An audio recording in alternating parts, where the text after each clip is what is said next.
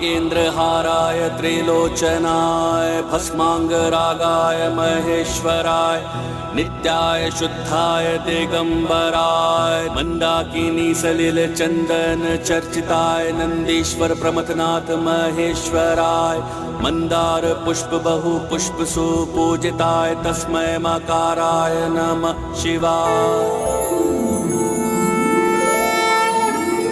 गणेश माँ, पुत्र गणेश, तुम्हारा ध्यान संपन्न हो गया? माँ, मुझे ज्ञात हो गया था कि आप पूजा कर रही हैं, तो मैं आशीर्वाद प्राप्त करने चला आया।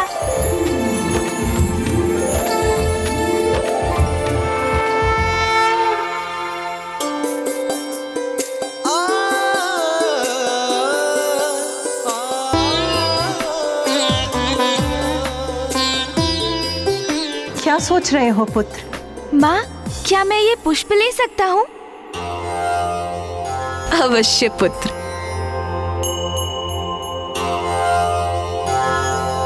प्रणाम माँ। अब ये पुष्प पूजा के उपयोग के नहीं। देवी लता, आप शीघ्र बाहर जाकर इन पुष्पों को फेंक कर आइए, अन्यथा ये कीट पूजा के स्थल में गिरकर इसे अपवित्र कर देगा।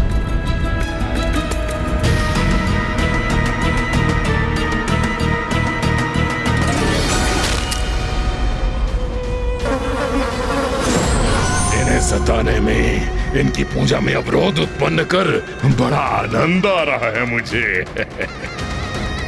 श्री गणेश जी की मूर्ति बनाने में असमर्थ क्यों हो रहा हूँ मैं? ये क्या हो रहा है? हमारी पूजा में एक के बाद एक विघ्न उत्पन्न क्यों हो रहा है? स्वामी, विघ्न से विचलित नहीं होंगे हम।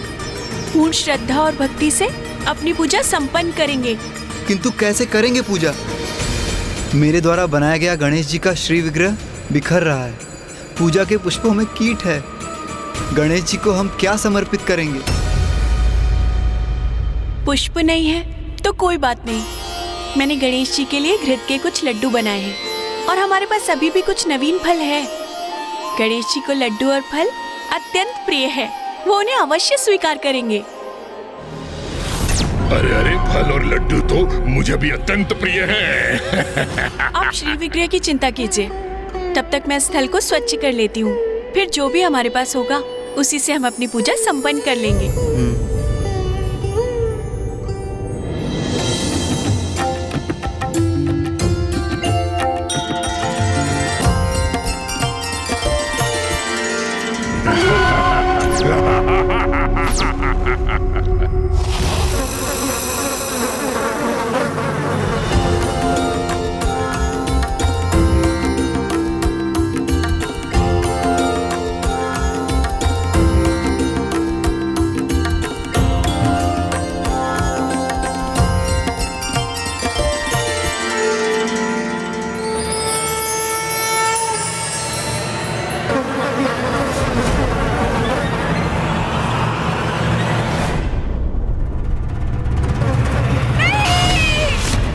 क्या हुआ लता?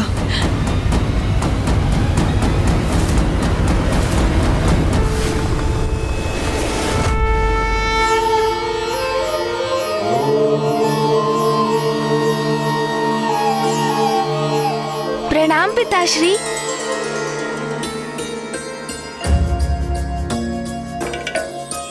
पिताश्री, मैं क्या आपकी थाल से एक फल ले सकता हूँ? अवश्य पुत्र।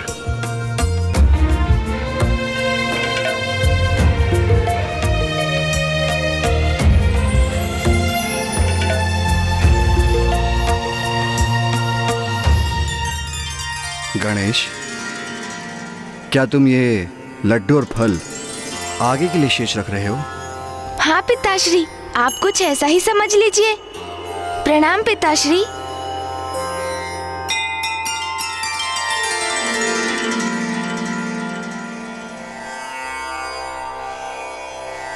स्वामी, ये गणेश कहाँ जा रहा है? अपना दायित्व निभाने, भगवान के रूप में अपने भक्तों की रक्षा करने।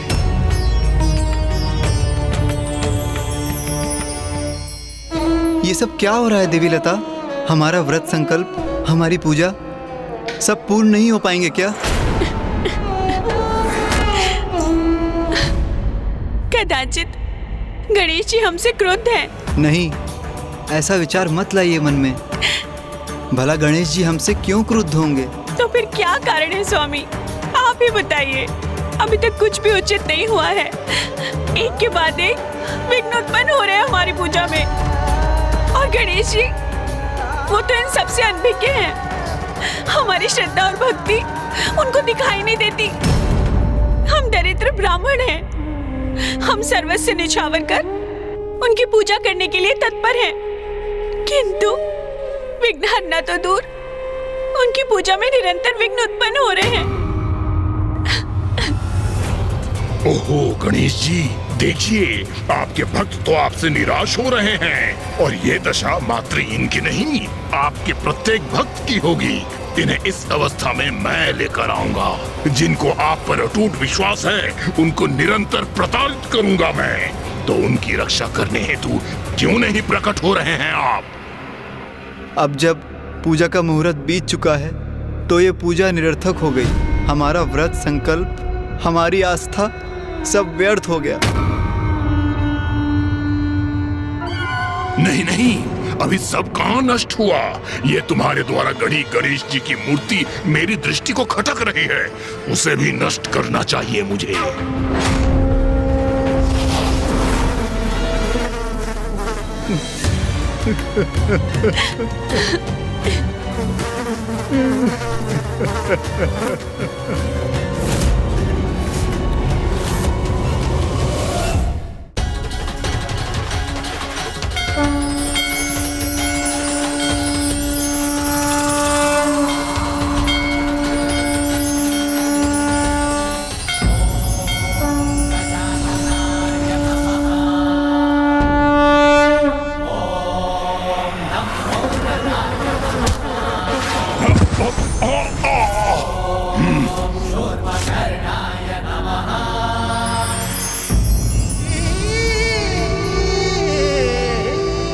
ब्राह्मण देव, माता, आप किस बात का शोक मना रहे हैं? कुछ भी तो व्यर्थ नहीं हुआ। आपको मेरी पूजा करनी थी ना। देखिए, मैं स्वयं साक्षात आपके सामने प्रकट हो गया हूँ। अब आप संतोष मन से प्रसन्नता पूर्वक मेरी पूजा कर सकते हैं। किंतु प्रभु, आपको समर्पित करने के लिए हमारे पास कुछ भी शेष नहीं है। हमारी पूजा की सारी सामग्री तो नष्ट हो चुकी है। ओह हाँ, आपने तो अच्छा स्मरण दिलाया। पूजा की सामग्री तो मैं साथ लाया हूँ माता। ये लीजिए माता।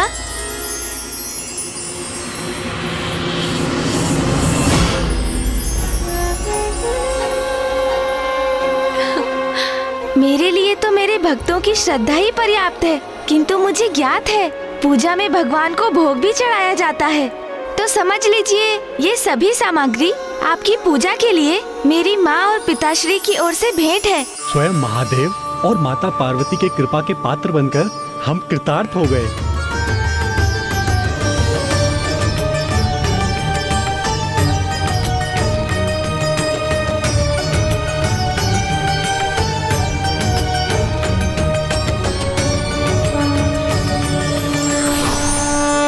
स्वामी, ये देखिए।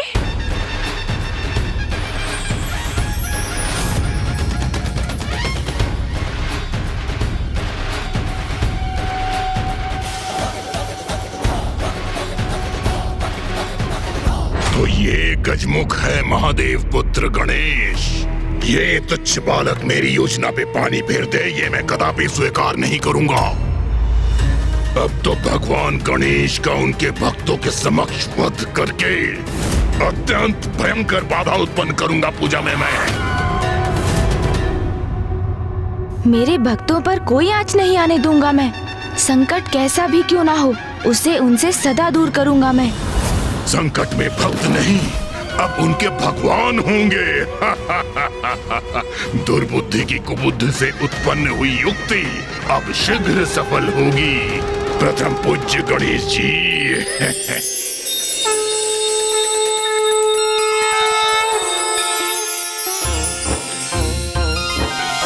सुनो गणेशा हम भक्त तेरे, सुनो गणेशा हम भक्त तेरे, प्रभु तेरी महिमा गाए, प्रभु तेरी महिमा गाए, बप्पा तेरा ही गुण गाए, बप्पा तेरा ही गुण गाए। विघ्नेशाय नमः, विश्ववरदाय नमः, विश्वचक्षुषे नमः, जगत्प्रभवे नमः, हिरण्यरूपाय नमः, सर्वात्मने नमः, ज्ञानरूपाय नमः, जगन्मयाय नमः, ऊर्ध्वरेत्से नमः, महाबाहवे नमः, अमेयाय नमः, अमित विक्रमाय नमः। मुझे मेरे भक्तों की भक्ति आनंदित कर रही है। भक्ति की शक्ति का कोई लाभ नहीं होगा इन भक्तों को और स्वयं उनके भगवान को, क्योंकि इस बार उनका सामना दुर्बुद्धि से है। अब मैं जाकर पूजा करने वाले और पूजा प्राप्त करने वाले भगवान दोनों को ही नष्ट कर दूंगा।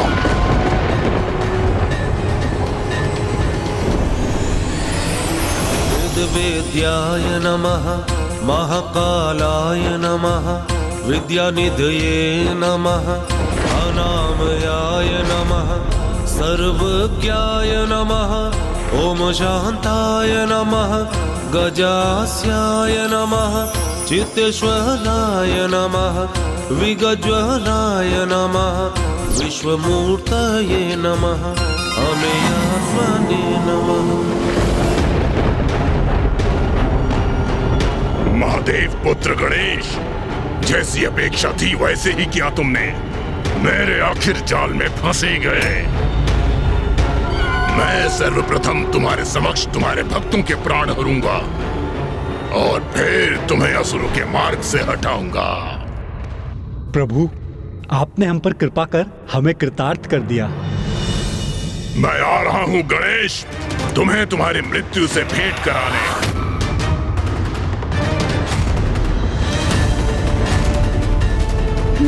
अब ज्ञात हुआ कि मेरे भक्तों पर कौन सा संकट छाया था। तो ये तुच्छासुर मेरे प्रिय भक्तों को कष्ट पहुंचाकर उनकी पूजा में विघ्न उत्पन्न करने का प्रयास कर रहा है। दुष्ट जो भी हो तुम, किंतु तुम्हें अपने भक्तों तक कदापि नहीं पहुंचने दूंगा। तुम्हें रोकने का उचित उपाय है मेरे पास।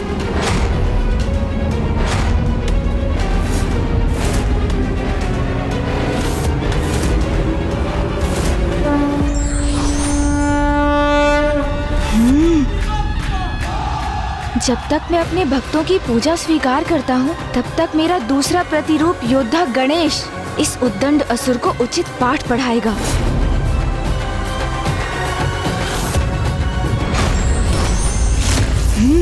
दूर हटो मेरे भक्तों से, दुष्ट, जाओ यहाँ से।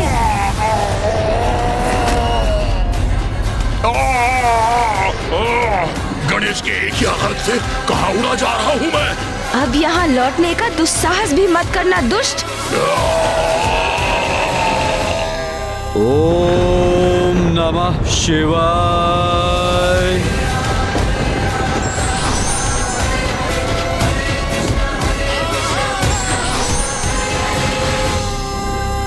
प्रभु, अब मुझे आपका पंच स्नान संपन्न करने की अनुमति दीजिए।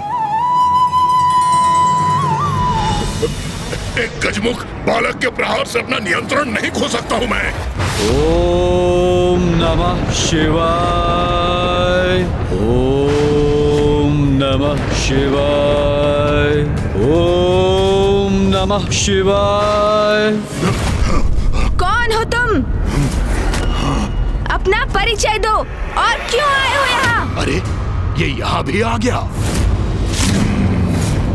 तुम्हें मेरा परिचय ज्ञात नहीं, परंतु मुझे तुम्हारा परिचय भली भांति ज्ञात है। तुम कौन हो? प्रथम पूज्य गणेश। तुम्हारा नाम मुझसे अज्ञात अवश्य है, किंतु ये तो स्पष्ट है कि एक भीरू असुर हो तुम। भीरू, क्योंकि पीछे से वार करना, वो भी निर्दोष असहाय ब्राह्मण दंपत्ति पर। ऐसी भीरुता युक्त नीचता कोई असुर ही कर सकता है। तुम्हें क्या लगा इस दरिद्र ब्राह्मण दंपति के लिए आया हूँ मैं? कदापि नहीं। इन्हें कष्ट देना तो एक उपाय था, तुम्हें यहाँ आने के लिए विवश करने का। महादेव पुत्र गणेश, क्योंकि सत्य है ना, अगर भक्त को कष्ट हो तो भक्त के कष्ट को दूर करने के लिए भगवान प्रकट होते हैं। अब तुम यहाँ प्रस्तुत हो ही गए हो तो ये भी भली भांति समझ लो प्रथम पूज्य गणेश, तुम्हारा काल दुर्बुद्धि हो मैं, दुर्बुद्धि हो मैं, दुर्बुद्धि हो मैं। ओम नमः शिवाय, ओम नमः शिवाय। मैं हूँ वो एकमात्र असुर जो शुंभ के साथ युद्ध में देवी कौशिकी द्वारा समस्त असुरों के संहार के पश्चात शेष है। और मैं शेष क्यों रहा, इसका कारण ज्ञात है तुम्हें? मेरे जीवन का उद्देश्य है उस कार्य को पूर्ण करना जो शुंभ और निशुंभ ने आरंभ किया था, देवताओं पर असुरों की विजय। शुंभ निशुंभ जैसे अति बलशाली असुर कुमार्ग का चयन करने के कारण ही माँ से दंडित हुए, उनका संहार किया माँ ने।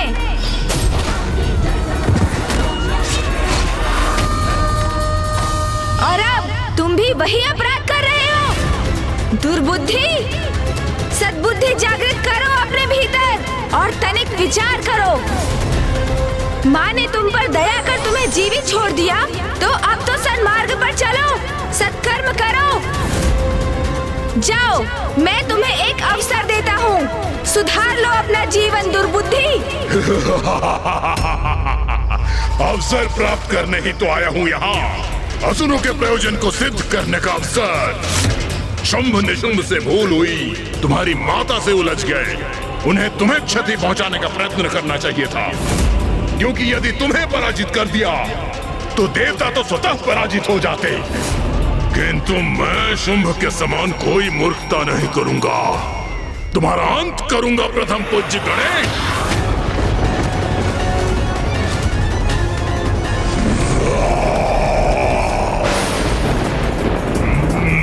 भूमि में इतना कंपन क्यों है?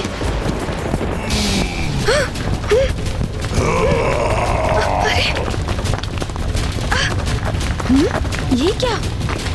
तो ये अपने तन के नुकीले कंटकों का प्रयोग कर रहा है। इन सभी को नष्ट करूंगा मैं।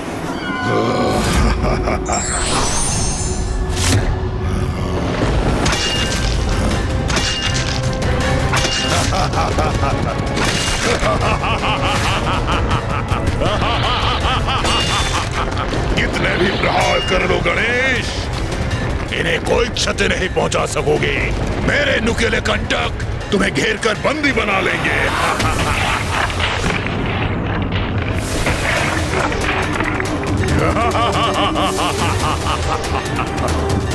मुझे यहाँ बांध दिया इस दुष्ट ने।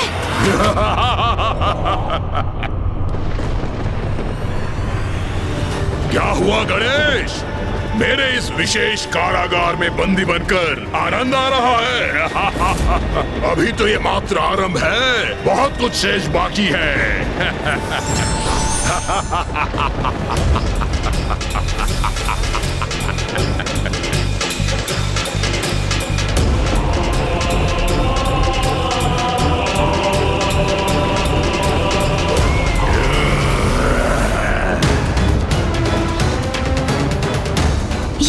ये तो मुझे भेदने के लिए मेरी ओर बढ़ रहे हैं।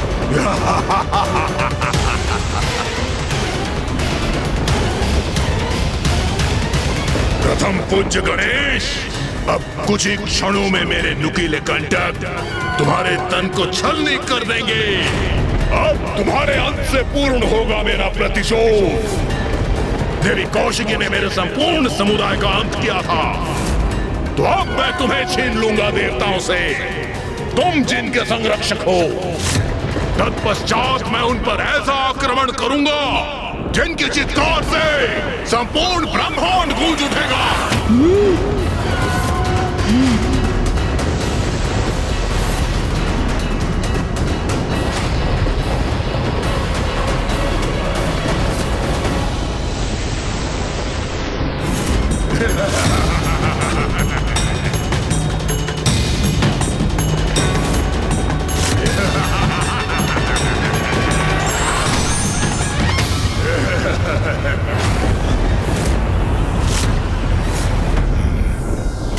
आगे बढ़कर मुझे आहत करने से तो मैंने रोक दिया।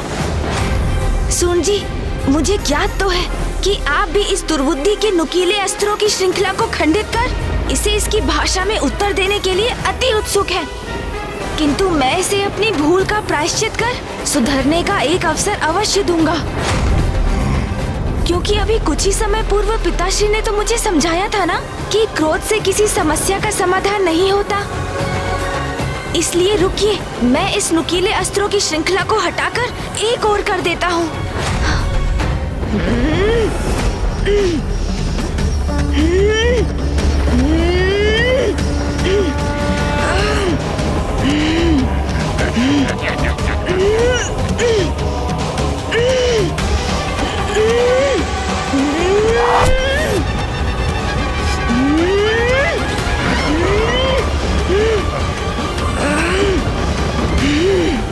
वाह वाह, लाल रंग, इसका प्रमाण है कि मैं सफल हो रहा हूं।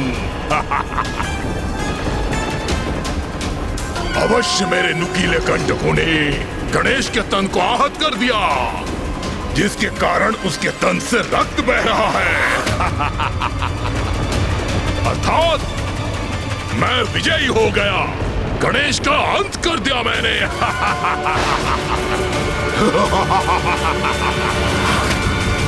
ये कैसी ध्वनि है?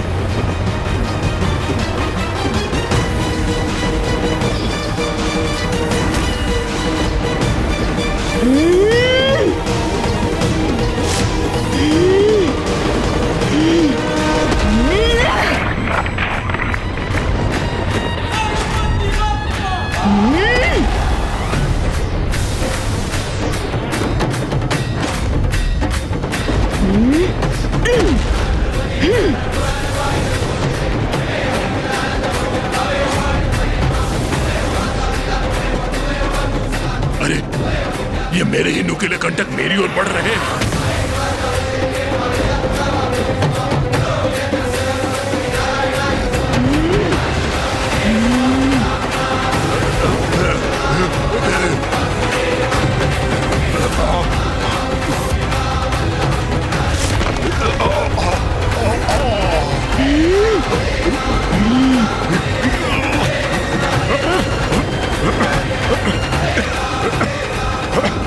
ये क्या हुआ?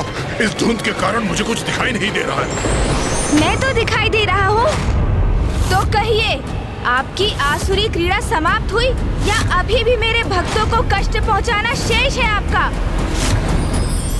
जय देव जय देव जय देव जय देव जय देव जय देव जय देव जय देव। एक दंत दयावंत चार भुजाधारी, मस्तक सिंदूर सोहे मूस की सवारी। एक दंत दयावंत चार भुजाधारी, मस्तक सिंदूर सोहे मूस की सवारी।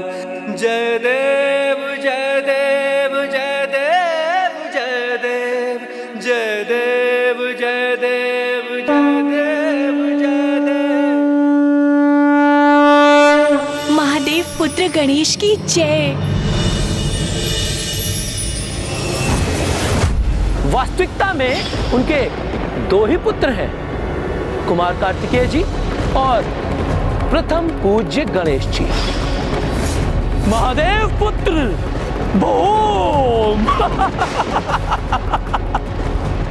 महादेव पिताश्री, यदि मात्र एक अवसर दे मुझे तो मैं प्रमाणित कर दूंगा कि मैं ही आपका सर्वश्रेष्ठ और सर्वाधिक प्रिय पुत्र होने के योग्य हूँ, गणेश नहीं। वैसे भी क्या गुण है उस गणेश में? वो तो मात्र एक बालक है और मैं पूर्ण रूप से वयस्क बलिष्ठ पुरुष। अपने बल और क्रोध से मैं सब कुछ नष्ट कर सकता हूँ।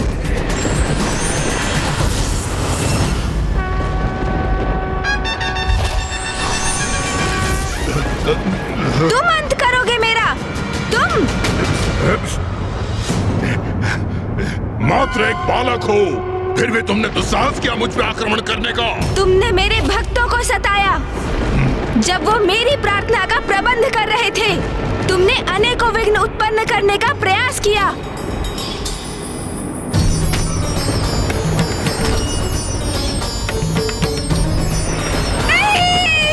और जिसके दंड स्वरूप अब मैं तुम्हारा अंत करूंगा दुर्बुद्धि, अंत करूंगा तुम्हारा।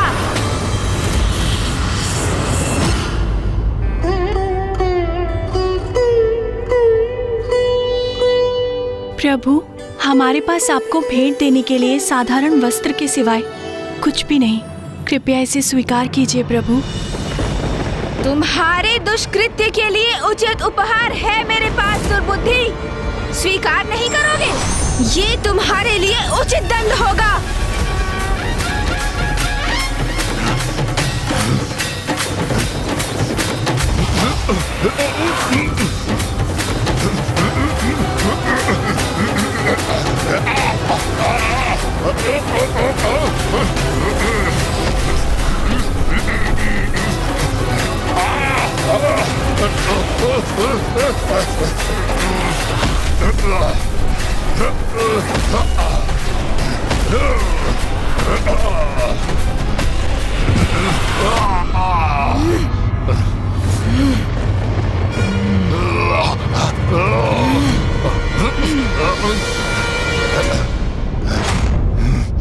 दोस्त गजमुख, अब नहीं छोड़ूंगा तुझे मैं।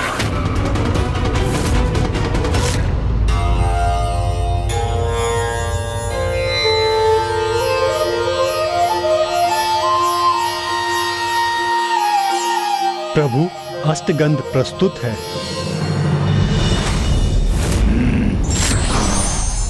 दुष्ट असुर, मेरे भक्तों को पीड़ा पहुंचाई तुमने।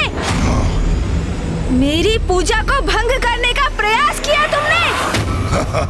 भक्तों को ही नहीं, अब मैं तुझे उससे भी अधिक पीड़ा पहुंचाऊंगा गणेश।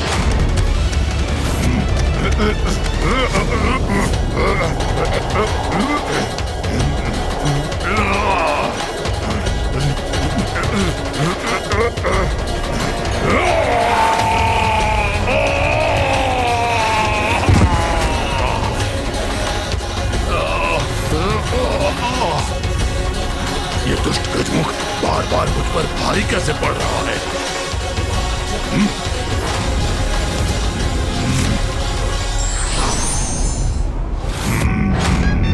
दुर्बुद्धि!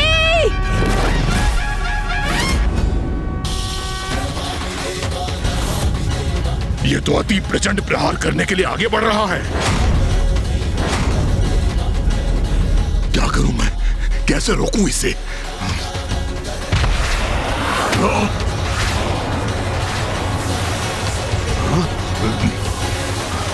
अब अपनी रक्षा कैसे करूं मैं?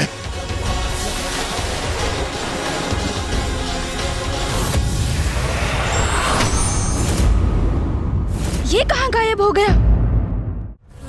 ये अचानक कहाँ गया ये दुष्ट असुर? दुर्बुद्धि, कहाँ गए तुम? कहाँ छिप गए हो तुम? दुर्बुद्धि हूं मैं गणेश। मुझे पराजित करना इतना सरल नहीं, क्योंकि मेरी कुबुद्धि में अनेकों युक्तियां हैं। अब मैं अपने इस रूप में विष डंक का आघात करूंगा तुम पर।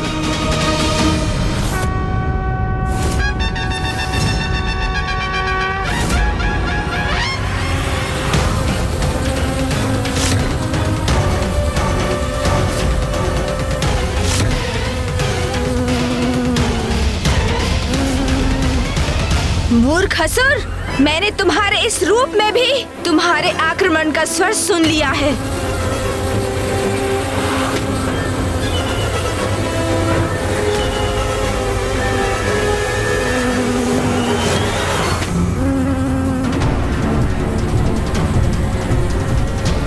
इसने मेरा वार पुनः विफल कर दिया।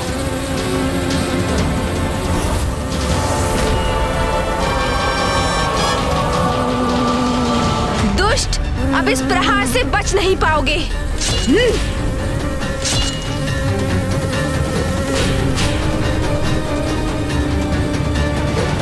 इसने पुनः आहत किया मुझे। अब इसका परिणाम भुगतना ही होगा इस गजमुख गणेश को।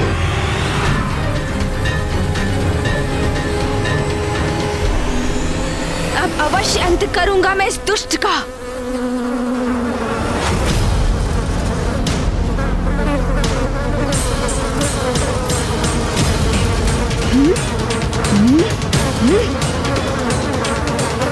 एकाग्रता से ही पकड़ा जा सकता है इसे।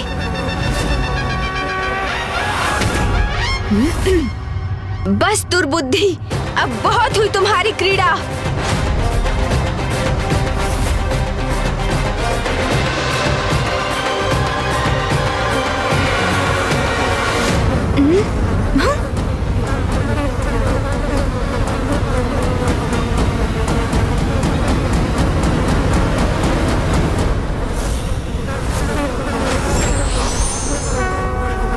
ओम शांति शांति शांति। दुर्बुद्धि, अब तुम्हें उचित दंड देता हूँ।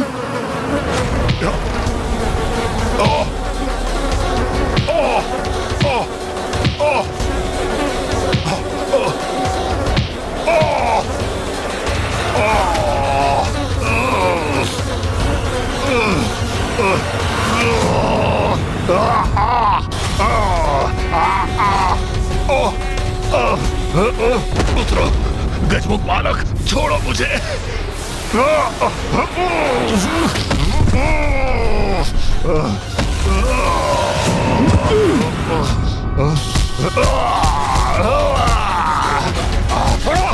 तुम्हारे कृत्यों का दंड ये रहा दुष्ट। छोड़ो मुझे। अब तुम्हें कदापि नहीं छोड़ूंगा मैं।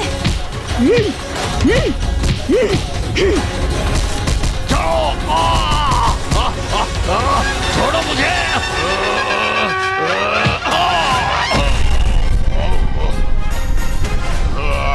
दूसरों को कष्ट देने में बहुत आनंद आता है ना तुम्हें? अब स्वयं कष्ट में हो तो कैसा प्रतीत हो रहा है दुर्बुद्धि? अपने नुकीले कंटकों से मेरे भक्तों को पीड़ा देने का दुस्साहस किया था ना तुमने? तो लो, अब उसका परिणाम सहो।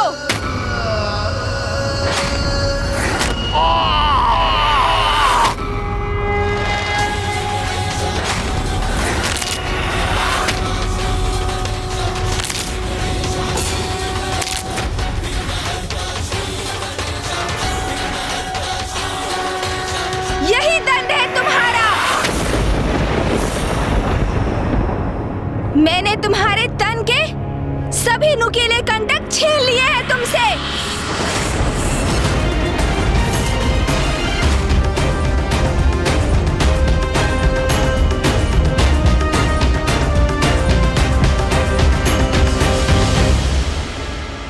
दंड तो अब मैं दूंगा तुम्हें।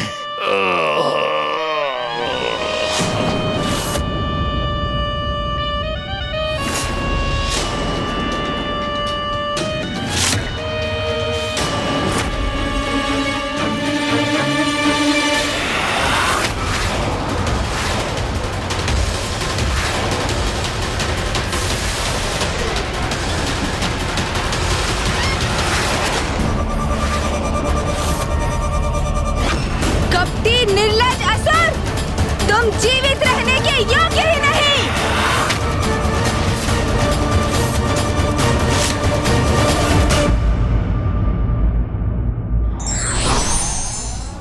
भक्ति की शक्ति के समक्ष भगवान भी विवश हो जाते हैं।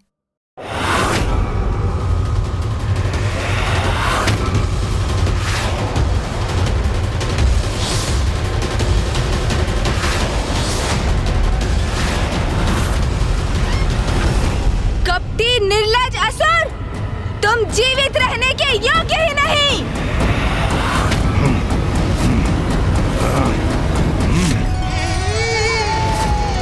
हे ब्रह्मदेव, माता, मैं आप दोनों की पूजा से अत्यंत प्रसन्न हुआ। आप दोनों ने अपनी भक्ति के उदाहरण से ये स्थापित कर दिया कि यदि व्यक्ति का उद्देश्य पवित्र हो, उसका हृदय निर्मल हो, तो फिर कोई भी बुरी शक्ति उसके लक्ष्य प्राप्ति में बाधा नहीं बन सकती, क्योंकि जिनके विचार शुद्ध हैं, निर्मल हैं, भगवान भी उन्हीं का साथ देने के लिए प्रेरित होते हैं। आप दोनों की भक्ति से प्रसन्न होकर मैं आप दोनों को संपन्नता का आशीष देता हूँ।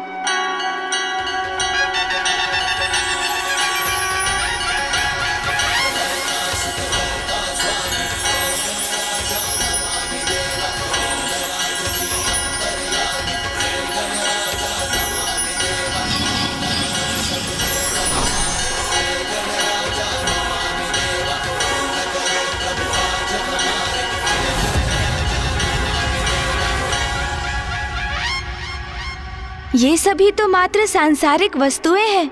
जीवन में सुख पाने के लिए इन्हें प्राप्त करना आवश्यक भी है, किंतु भोग के इन वस्तुओं से अत्यधिक मोह करना उचित नहीं। आप दोनों इनका आनंद उठाते हुए भी अपनी भक्ति और निष्ठा को सदा बचाकर रखिएगा, क्योंकि मनुष्य जीवन का परम लक्ष्य तो मोक्ष की प्राप्ति है, और जो भगवान की भक्ति से ही संभव है। मेरा आशीष सदैव आपके साथ है, किंतु मुझे अब यहाँ से प्रस्थान करना होगा माता। आप दोनों का कल्याण हो।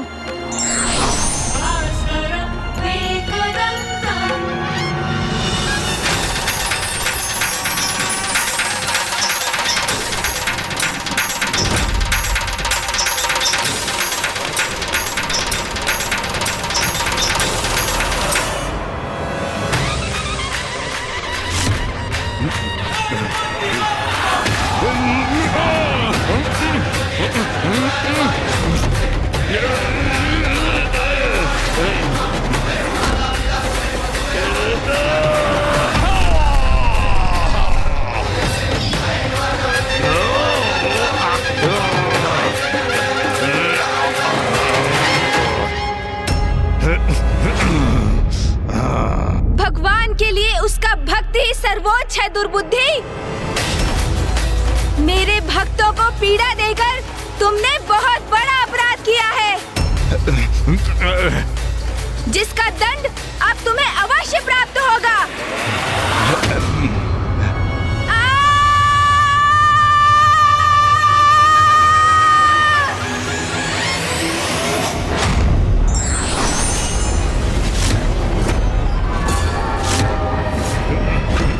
नहीं नहीं नहीं,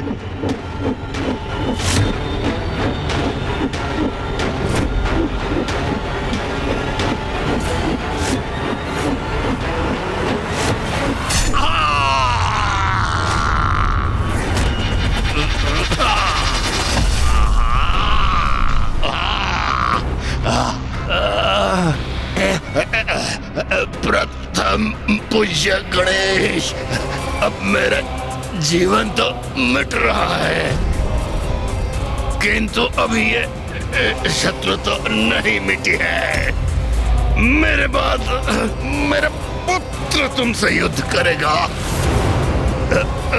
उसके पश्चात उसका पुत्र। ये युद्ध निरंतर चलता रहेगा। इस युद्ध को तुम कभी समाप्त नहीं कर सकोगे। ओम नमः शिवाय।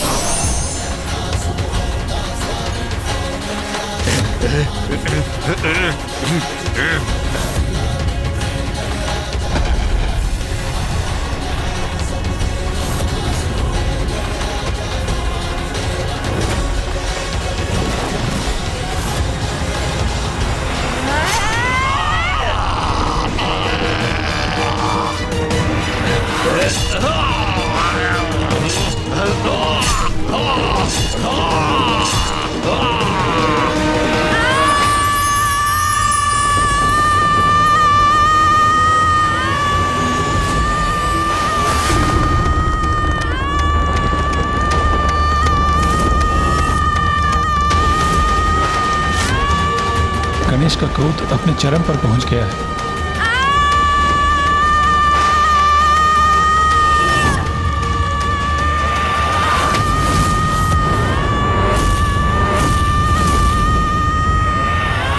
जी का क्रोध तो गर्जना के रूप में चारों दिशाओं में ध्वनित हो रहा है।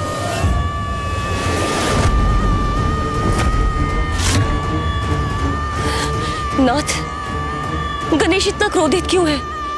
मैं विनती करती हूँ, आप वहां जाइए और गणेश को शांत करने का उपाय कीजिए।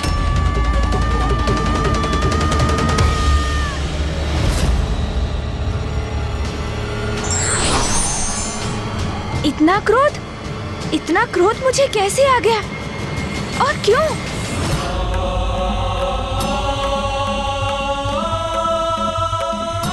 मुझे क्रोध के इस आवेग को थामना होगा। फूफा जी यहाँ हैं, वो अवश्य यहाँ शांति स्थापित कर देंगे। पुत्र गणेश, शांत हो जाओ पुत्र। इतने क्रोधित क्यों हो तुम?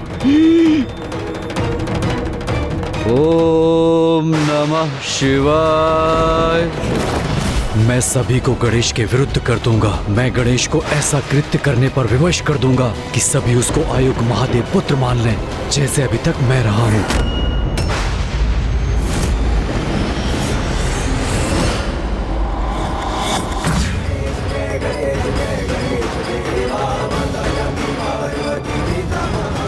प्रतीत होता है फूफा जी की बातों का प्रभाव मेरे दूसरे प्रतिरूप योद्धा गणेश पर हो रहा है। वो शांत होता दिख रहा है।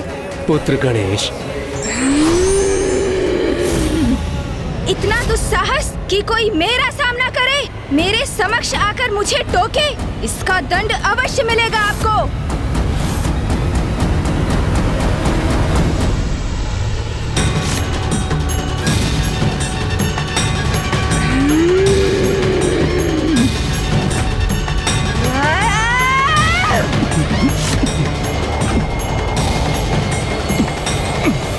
पुत्र गणेश, शांत हो जाओ पुत्र। अपनी श्वास से मेरा खिंचाव बंद करो।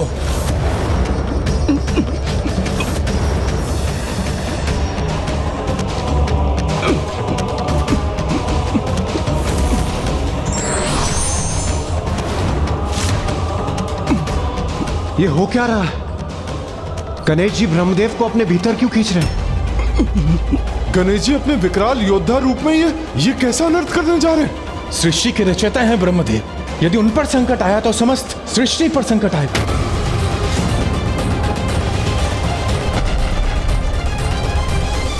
पुत्र गणेश, ये क्या कर रहे हो तुम? आपने मुझे टोका क्यों? क्यों टोका आपने मुझे? ये गणेश जी ब्रह्मदेव के प्रति इतने कठोर क्यों हो रहे हैं? ये कैसा क्रोधावेश है उनका? ये क्या कर रहे हैं गणेश जी? गणेश ने तो जैसे निश्चय कर लिया है, वो शांत नहीं होगा। मेरा क्रोध अभी शांत नहीं होने वाला।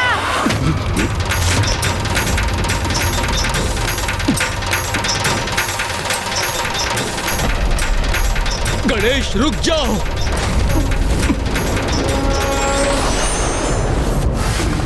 पुत्र गणेश, ब्रह्मदेव को मुक्त कर दीजिए, अन्यथा अनर्थ हो जाएगा। नहीं करूंगा, कदापि नहीं करूंगा।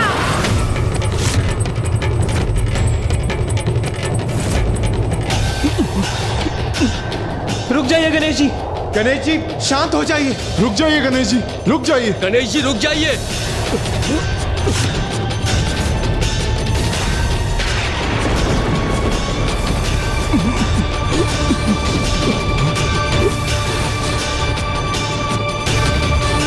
यदि गणेश की सूंड ने मुझे अपने भीतर खींच लिया तो मैं इस अनंत अंधकार में समाहित हो जाऊंगा।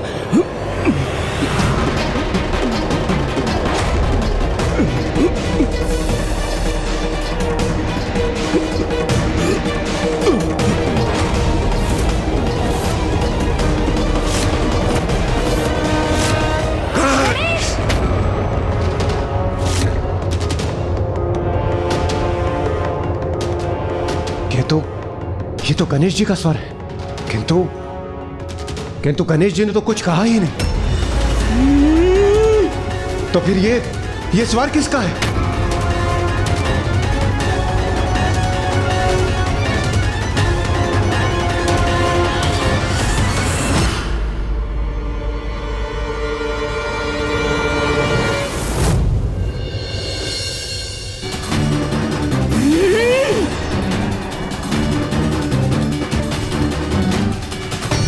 एक और गणेश जी? यहाँ दो गणेश जी कैसे उपस्थित हैं? ये कैसे संभव है?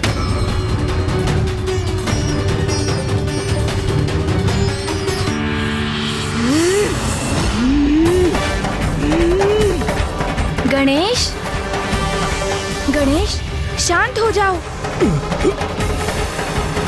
ये क्या हो गया है मुझे? क्रोध के ऐसे भीषण आवेग में क्यों बहा जा रहा हूँ मैं?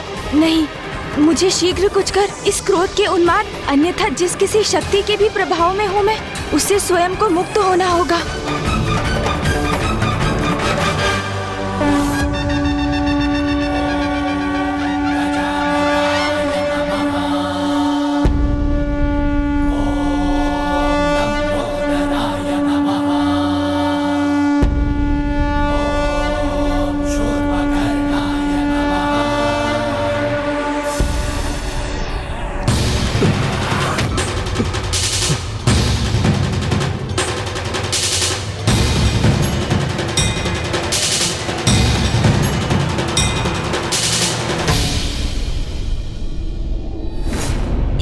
ये कैसा अनर्थ करने जा रहा था मैं? क्या हो रहा था यहाँ? फूफा जी, क्या मैंने आपको? हाँ, अपने क्रोध के आवेग में तुम फूफा जी को क्षति पहुँचाने का प्रयास कर रहे थे। मुझे क्षमा कर दीजिए फूफा जी, ज्ञात नहीं अचानक किसके प्रभाव में क्रोध के ऐसे अतिरेक में बह गया मैं। क्षमा कर दीजिए मुझे। गणेश, तत्काल अपनी वास्तविक अवस्था में आओ, अभी इसी क्षण।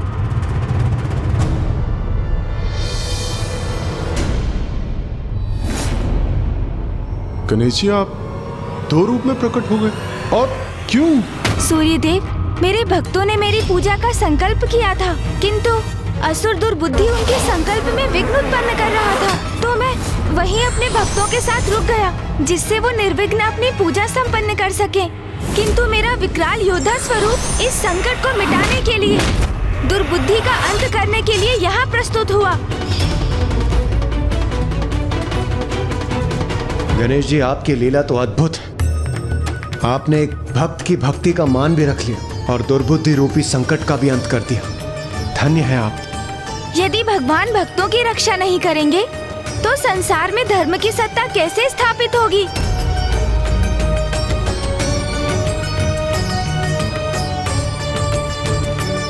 गणेश जी, अब जब दुर्बुद्धि का अंत हो ही चुका है तो आप दोनों पुनः एक ही कर क्यों नहीं हो जाते?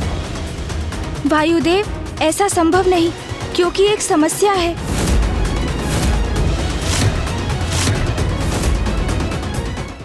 गणेश जी, अब जब दुर्बुद्धि का अंत हो ही चुका है तो आप दोनों पुनः एक ही कर क्यों नहीं हो जाते? क्योंकि वायुदेव, जब तक मैं अपने क्रोध का कारण समझ नहीं लेता, तब तक मैं अपने क्रोध स्वरूप को स्वयं से विलग रखना चाहता हूँ, ताकि किसी के भी प्रभाव से मेरा क्रोध अनियंत्रित हो जाए तो मैं अपने मूल रूप से स्वयं को शांत रखकर अपने क्रोध पर नियंत्रण पाने में सक्षम रहूं। और अपने भक्तों की रक्षा करना तो हमारा प्रथम कर्तव्य है। किंतु अब ये कर्तव्य शेष है गणेश, जिसका उल्लेख अभी तुमने किया। तुम्हारे भीतर अचानक उत्पन्न होने वाले क्रोध का स्रोत शीघ्र ज्ञात करना भी अति आवश्यक है। पिताश्री, आप इसकी चिंता मत कीजिए, ये तो मैं स्वयं करने जा रहा था। उचित है पुत्र, आत्मचिंतन से ही अपने कार्यों का उचित मूल्यांकन करने में सक्षम होते हैं। अपनी भूलों को समझकर अपने दोषों का निवारण करने के लिए प्रेरित होते हैं। इसलिए मैं तुम्हें आत्मचिंतन के लिए एकांत में छोड़ता हूँ।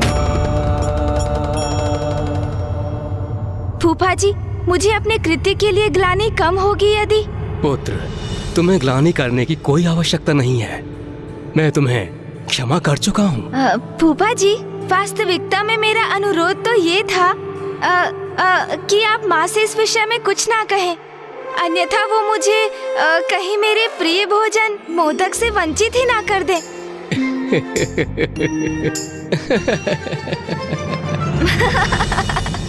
महादेव, ब्रह्मदेव, अब हमें भी चलना चाहिए। प्रणाम प्रभु। प्रणाम प्रभु। गणेश जी, अब हमें भी प्रस्थान करने की अनुमति दीजिए। प्रणाम प्रणाम। गणेश, ये क्या कर रहे थे तुम? क्या हो गया है तुम्हें? फूफा जी के साथ ऐसा व्यवहार क्यों किया तुमने? फूफा जी के साथ ऐसा व्यवहार क्यों किया तुमने? ये तो मैं स्वयं भी समझने में असमर्थ हूँ कि मुझ पर अचानक किसका प्रभाव छा गया था। क्रोध से कुछ भी प्राप्त नहीं होता गणेश, उसे सदा नियंत्रण में रखना चाहिए। तुम मुझे समझा रहे हो? तुम स्मरण नहीं, जब चंद्रदेव के साथ वो घटना घटित हुई थी तब कितने आवेशित हुए थे तुम? तब मैं भी तुम्हें इसी प्रकार उलाहना दे सकता था ना? मैंने अपनी इच्छा से कुछ भी नहीं किया। मेरे इस कथन पर विश्वास क्यों नहीं करते हो तुम? मुझे ज्ञात नहीं अचानक क्या हुआ था मुझे, अन्यथा क्या मैं कल्पना में भी फूफा जी को क्षति पहुंचा सकता हूँ? बोलो। हाँ, ये तो तुम सर्वथा उचित कह रहे हो। ये अपार क्रोध का चक्र तो कुछ समय से निरंतर चल रहा है, किंतु अब हमें इसके मूल में भी जाना होगा। हाँ, क्योंकि ये घटनाक्रम कहाँ जाकर थमेगा किसे ज्ञात है। कल चंद्रदेव पर तुमने क्रोध किया, आज मैं क्रोधवश फूफा जी को ही निगलने चल दिया, तो कल तुम मामा जी को अपना आहार बनाने भी पहुंच सकते हो। फिर क्रोधवश तुम इंद्रदेव, सूर्यदेव और अन्य सभी देवताओं को भी क्षति पहुंचा सकते हो। और तो और स्वयं भैया पर भी आक्रमण कर सकते हो। मैं नहीं, तुम। मैं अर्थात तुम। समझ गया, हम दोनों एक ही तो हैं। चलो इसकी चर्चा छोड़ो, ये बताओ तुम क्या अभी भी क्रोध से प्रभावित हो? नहीं। ये क्या कर रहे हो तुम? और क्या, तुम्हारे क्रोध को जागृत करने का प्रयास कर रहा हूँ। कहो, क्रोध आया तुम्हें? अब मैं भी तुमसे वही प्रश्न करता हूँ, क्यों क्रोध आया तुम्हें? नहीं, ऐसे तो हम दोनों को ही क्रोध का आभास नहीं हुआ, तो इसका अर्थ है हमारे क्रोध के मूल में कुछ और है और इसका रहस्य शीघ्र ज्ञात करना होगा हमें। वो तो है, किंतु ये हम कैसे ज्ञात करेंगे?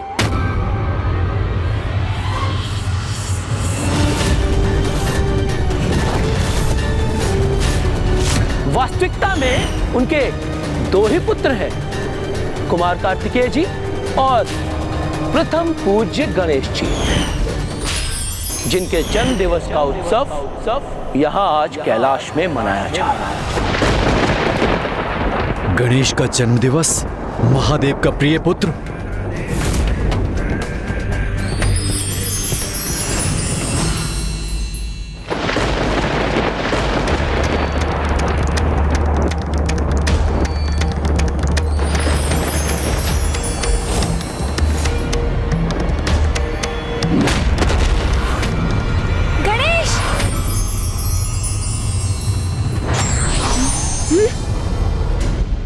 मुझे पूछ रहे थे ना, क्रोध का आभास हुआ क्या?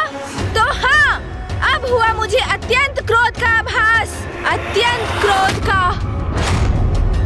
गणेश को पुनः क्या हो गया है? ये ऐसा व्यवहार क्यों कर रहा है? ओह, तो क्रोध का स्रोत ये लाल धूम्र है।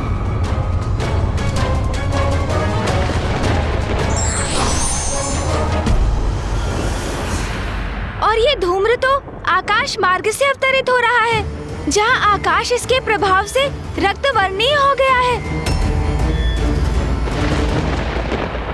जब हमें ये ज्ञात हो ही गया है, तो विलंब किस बात का? हमें यथाशीघ्र वहाँ पहुँचना चाहिए। जो भी इस क्रोध का कारण है, अब वही इसके परिणाम का भागी बनेगा।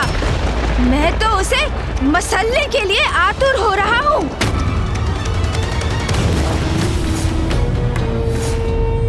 क्या है वो गणेश? उसका सामर्थ्य क्या है? प्रथम पूज्य की उपाधि प्राप्त की है उसने, क्योंकि महादेव का पुत्र है वो। यही है उसके प्रति सभी के स्नेह का कारण।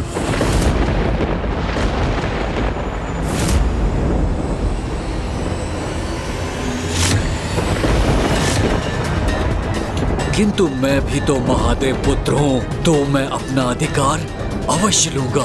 वो सब छीन लूंगा गणेश से, जो उसे प्राप्त है। उसके पिता का स्नेह, उसका उच्च पद, देवताओं में उसका स्थान। गणेश, अभी मेरे प्रकोप से सामना कहाँ हुआ है तुम्हारा? ये जिसका भी दुष्कृत्य है उसे अब उचित दंड दूंगा मैं।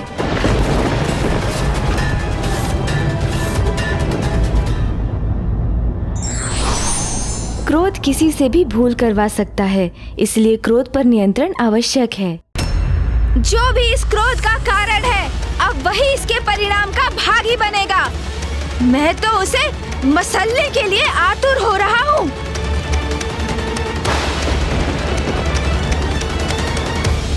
किंतु वो स्थान तो बहुत दूर प्रतीत हो रहा है। समय से मैंने एक टोकरी मोदक तक नहीं चखे। ऐसे में वहाँ जाऊंगा कैसे? मूषक जी को बुलाता हूँ। मूषक जी, मूषक जी, ये जिसका भी दुष्कृत्य है उसे अब उचित दंड दूंगा मैं। प्रभु, प्रभु, मैं आ गया प्रभु। प्रभु, अंततः बुला ही लिया आपने मुझे। मैंने नहीं बुलाया, किसी को नहीं बुलाया मैंने। नहीं बुलाया? अर्थात प्रभु, अभी तो आपका स्वर सुना मैंने। कैलाश में इतना सुंदर दिवस था आज। मैं भोजन से तृप्त होकर उपवन में विश्राम कर रहा था प्रभु।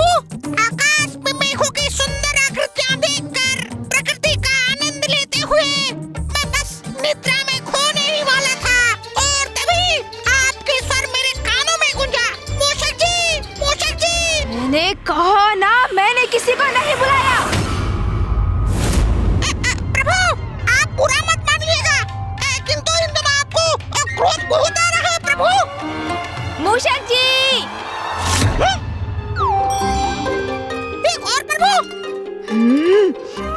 प्रभु, मूषक जी, आप यहाँ क्या कर रहे हैं? कितने समय से पुकार रहा हूँ मैं आपको। आप मेरे मार्ग से हटने का कष्ट करेंगे?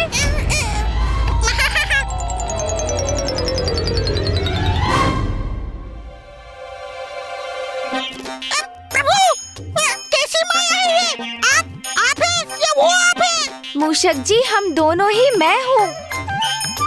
अब चलिए, शीघ्र हमें कहीं पहुँचना है। मैं आपको मार्ग में सब कुछ समझा दूंगा। उचित है प्रभु, जैसे आपकी आज्ञा। हाँ मूषक जी, अब शीघ्रता कीजिए। आइए प्रभु, विराजिए।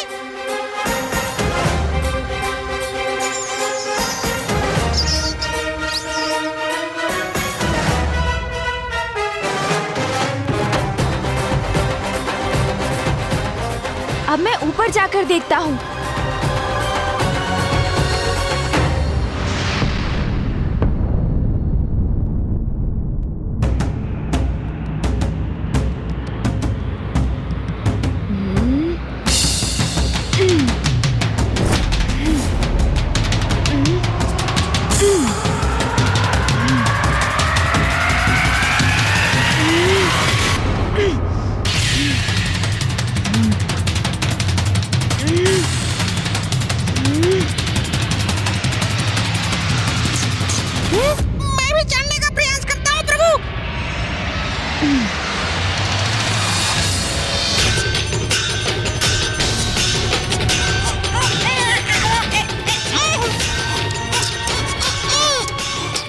मूषक जी, प्रयास कीजिए। क्या हमारा वहाँ जाना आवश्यक है प्रभु? ये चढ़ाई चढ़ना मेरे लिए संभव नहीं। और थोड़ा बल लगाइए मूषक जी, साहस रखिए, तभी चढ़ना संभव हो पाएगा। चलिए मूषक जी, आगे बढ़िए। मूषक जी, थोड़ा और। मूषक जी, शीघ्रता कीजिए और प्रयास कीजिए। मैं अपने अन्य स्वरूप में शिखर तक पहुंच चुका हूँ। मेरे अन्य स्वरूप पर दृष्टि बनी रहे, ये अनिवार्य है। हाँ प्रभु। शीघ्रता कीजिए मूषक जी, शीघ्रता कीजिए। प्रभु, आगे बढ़िए।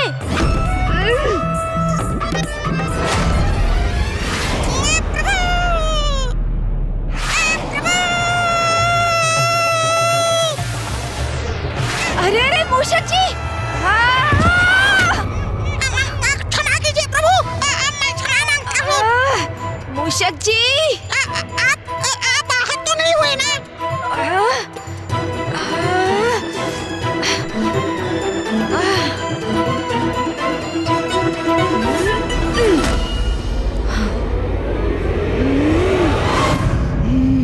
मूषक जी को उलाहना मत दो, इसमें उनका कोई दोष नहीं है। मुझे ज्ञात है कि तुम क्रोध से आवेशित हो रहे हो, किंतु मेरा सुझाव है, गहरी सांस भरकर तुम अपने क्रोध पर नियंत्रण करो।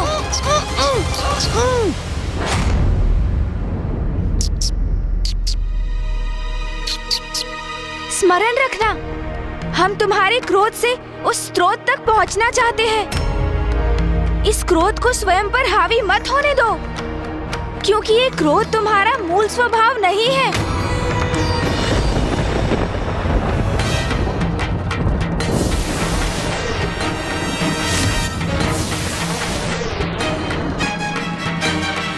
वो देखो वहाँ।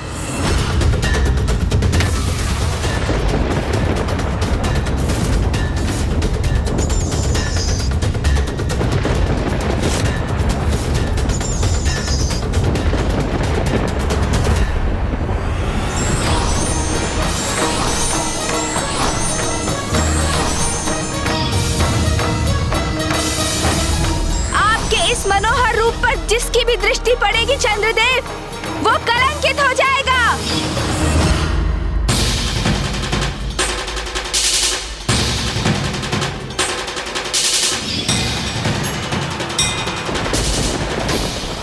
वही लाल ऊर्जा, अपने जन्म दिवस से ही मैं बार बार उत्तेजित हो उठता हूँ।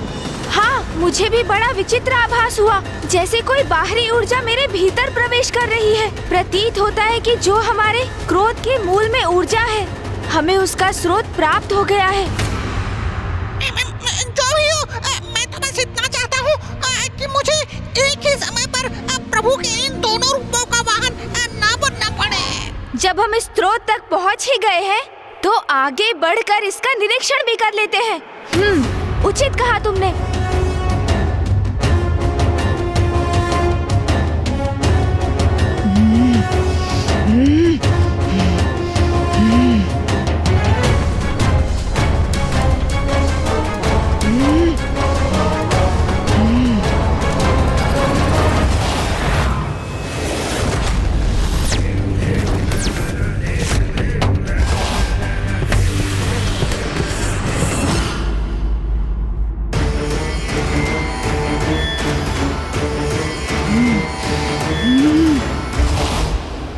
मुझे अपने क्रोध को नियंत्रण में रखना ही होगा।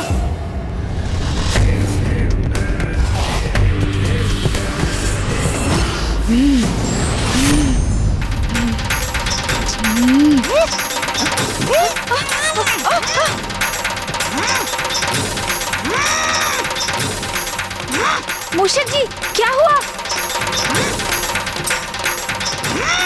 अब मूषक जी कैसे उत्तेजित हो गए? मूषक जी! अरे! मूषक जी, ये क्या कर रहे हैं?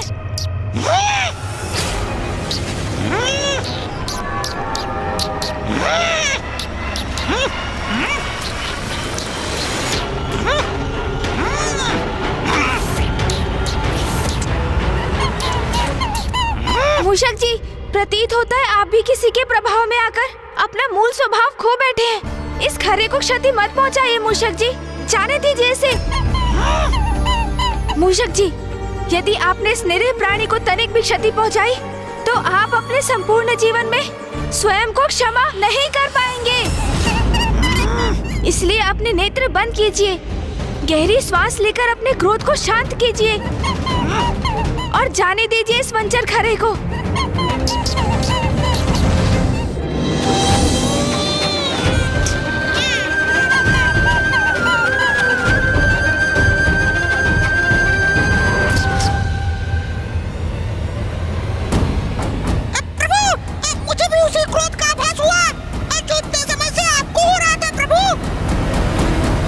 मेरे विचार से तुम्हें और मूषक जी को यहीं रुकना चाहिए। ये ऊर्जा विध्वंसकारी है, इसका प्रभाव तो अब मूषक जी भी झेल चुके हैं। यदि तुम सब और आगे बढ़े तो कदाचित इस ऊर्जा के प्रभाव से प्रभावित होकर कुछ अनिष्ट भी कर सकते हो। मैं ही आगे बढ़कर देखता हूँ क्या रहस्य है इसके पीछे। तब तक तुम यहीं रुको, उचित है। तब तक मैं और मूषक जी वहाँ से निगरानी रखेंगे।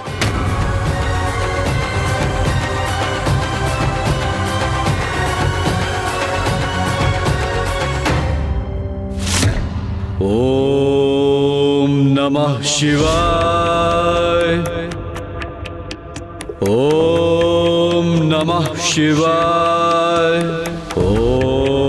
ओम नमः शिवाय। ओम नमः शिवाय। ओम नमः शिवाय। ओम नमः शिवाय। ओम नमः शिवाय। ओम नमः शिवाय।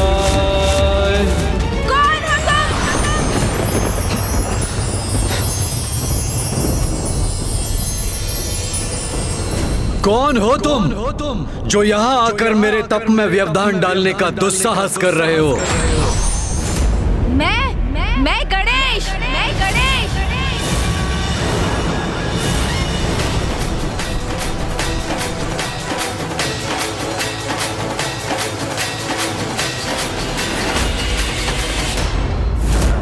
वास्तविकता में उनके दो ही पुत्र हैं, कुमार कार्तिकेय जी और प्रथम पूज्य गणेश जी।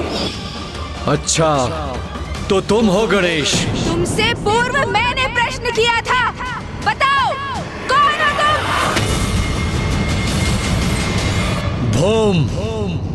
भोम हूं मैं।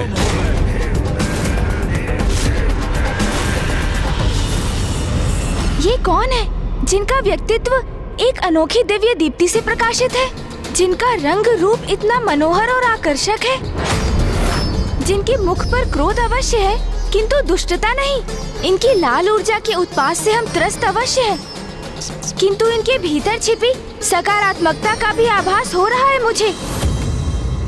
इसलिए ये कोई असुर तो कदापि नहीं। तो फिर ये ऐसी विनाशकारी ऊर्जा का सृजन क्यों कर रहे हैं? महादेव पुत्र हो तुम, किंतु तुम तो तनिक भी महादेव के समान प्रतीत नहीं होते। महादेव का लंबा कद है, उनका गठीला बलिष्ठ शरीर तो उनके अति बलशाली होने का प्रतीक है। तुमसे कहीं अधिक तो मैं महादेव के समान हूँ गणेश। मेरी छोड़ो, मैं जैसा हूँ उचित हूँ, किंतु तुम तो महादेव की तपस्या करते हो, उनका नाम जपते हो और फिर ऐसी उग्र और विनाशकारी ऊर्जा का निर्माण करते हो। और तुमने अपने इस उग्र ऊर्जा का लक्ष्य मुझे किस प्रयोजन से बनाया है? तो तुम्हें मेरी इस उग्र ऊर्जा का प्रभाव हो रहा है, किंतु ये कैसे संभव है? मैं तो एक तुच्छ और साधारण तपस्वी हूँ जो महादेव का ध्यान अपनी ओर आकृष्ट करने हेतु उनकी तपस्या में लीन है। तुम तो प्रथम पूज्य गणेश हो, महादेव के प्रिय पुत्र हो, और तुम मेरी ऊर्जा से प्रभावित हो रहे हो। मुझे ऐसा क्यों आभास हो रहा है जैसे इनका कोई व्यक्तिगत द्वेष है मुझसे? देखा महादेव, मैं तो आपके प्रिय पुत्र से कहीं अधिक प्रभावी हूँ। अपनी ऊर्जा के प्रभाव में बांध लिया मैंने उसे। स्वयं को महादेव का भक्त कहते हो और इतना भी नहीं समझते कि तुम्हारी ऊर्जा कितनी हानिकारक है। देखो, इस स्थान को देखो, अपने तप स्थल को देखो। प्रकृति ने जैसे इस स्थान का परित्याग कर दिया है, बंजर बन गया है ये स्थान। अपने तन से उत्सर्जित होने वाली इस ऊर्जा को यहीं रोक लो। ये कैलाश नहीं मेरा स्थान है। यहाँ आकर मुझे आदेश देने वाले तुम कौन होते हो? कैलाश वासी होंगे तुम्हारे स्नेही, तुम्हारे भक्त, वो सभी देवता जो तुम्हारे जन्मोत्सव का आनंद मनाते हैं, नृत्य गान करते हैं। किंतु यहाँ देखो, सर्वथा अकेले हो तुम, कोई नहीं है तुम्हारा यहाँ। इन्हें मेरे जन्मोत्सव की सूचना कैसे है? तो क्या ये स्वयं भी वहाँ गए थे? नहीं प्रभु, मैंने तो स्वयं सभी अतिथियों का स्वागत किया था। ये वहाँ होता तो मुझे अवश्य स्मरण होता प्रभु। वहाँ कैलाश पर होगे तुम जगत पिता महादेव और माता पार्वती के प्रिय पुत्र। और हाँ, अपने भ्राता देव सेनापति का भी साथ प्राप्त होगा तुम्हें। किंतु यहाँ तुम मात्र और मात्र गणेश हो। किया होगा तुमने बड़े बड़े असुरों का संहार। और हाँ, अपनी चतुराई से सर्वाधिक बुद्धिमान असुरों को भी अपनी बुद्धि से पराजित किया होगा तुमने। ये भी ज्ञात है मुझे कि सभी देवताओं को, यहाँ तक अपने भ्राता को भी संसार की परिक्रमा करने में अवश्य पराजित किया है तुमने, जिसके कारण तुम्हें प्रथम पूज्य होने का अधिकार प्राप्त हुआ है। किंतु यहाँ तुम्हें कोई पूजने वाला नहीं है। ये तो आपका अपमान किए जा रहे हैं। और होगे तुम नारायण और ब्रह्मदेव के चहेते। की होगी तुमने कठोर तपस्या ज्ञान प्राप्ति के लिए।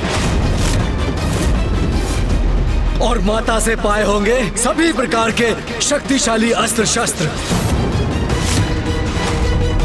किंतु स्मरण रखना, जो मेरे शरीर से ऊर्जा प्रवाहित हो रही है वो तुम्हें भी नष्ट करने में सक्षम है। गणेश, अपने क्रोध पर नियंत्रण रखो। शांत हो जाओ। जैसे किसी बवंडर में तीव्र वायु का प्रवाह होता है, उसी प्रकार तुम्हारे भीतर प्रबल क्रोध प्रवाहित हो रहा है। ये तो ज्ञात हो गया था मुझे, किंतु अब मुझे तुम्हारे भीतर अंतहीन ईर्ष्या का भी आभास हो रहा है। ईर्ष्या? क्या प्रभु? प्रभु, क्या है ये ईर्ष्या? मूषक जी, ईर्ष्या तो वो भावना है जो किसी वास्तविक अथवा काल्पनिक अभाव के बोध से उत्पन्न होती है, और जिसका आभास तभी होता है जब हम किसी से अपनी तुलना करते हैं, और हमें इस बात का क्षोभ होता है कि जो अन्य किसी को प्राप्त है और जिससे हम भी योग्य हैं, हम उससे वंचित हैं। किंतु ऐसा क्या है जो मेरे पास है और इनके पास नहीं? प्रभु, मुझे ज्ञात है आपके सूड। क्या मूषक जी? प्रभु, ईर्ष्या का तो कोई भी कारण हो सकता है ना। अब देखिए, आपके पास सूड है, उसके पास नहीं। और ये भी संभव है कि आपके बड़े बड़े लटके कान, उन्हें देखकर इसके भीतर ये भावना उमड़ती हो। ओहो, आप समझा प्रभु। कदाचित मेरे ही कारण ये सब हो रहा है। उसे इस बात की ईर्ष्या है कि मैं आपके साथ हूँ प्रभु, उसके साथ नहीं। ओहो, कितना मूर्ख है वो। मैं अभी जाकर उसे सब स्पष्ट कर देता हूँ प्रभु, समझा देता हूँ उसे। सावधान मूषक जी, उनके पास 4 हाथ हैं और वे एक अत्यंत प्रवीण योद्धा भी प्रतीत होते हैं। किंतु मेरे प्रति इतने ईर्ष्यालु क्यों है ये भौम? कौन है ये और क्या है इनका वास्तविक परिचय? मुझे तो ऐसा प्रतीत हो रहा है कि ये कोई सदात्मा ही है जिसे उनकी ईर्ष्या ने भटका दिया है। कदाचित ये ज्ञात करने के लिए मुझे ही वहाँ जाना होगा, और इससे भी अधिक ये ज्ञात करने कि वो मुझसे इतना क्रोधित क्यों है। प्रभु, मैं तुम्हें एक अंतिम चेतावनी दे रहा हूँ। रोक दो इस ऊर्जा को, अन्यथा क्या करोगे तुम? मेरे बारे में इतना सब कुछ ज्ञात होने पर भी ये प्रश्न तो मुझसे पूछ रहे हो। मेरे सभी प्रश्नों के उत्तर इस पुरुष की पहचान से ही उजागर हो सकते हैं कि कौन है ये।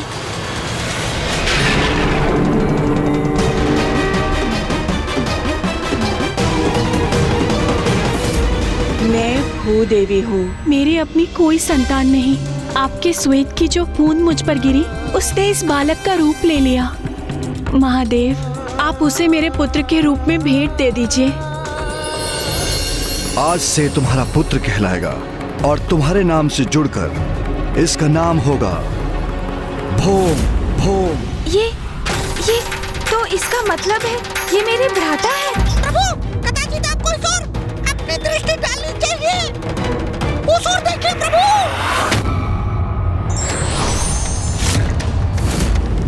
बस इतना ही।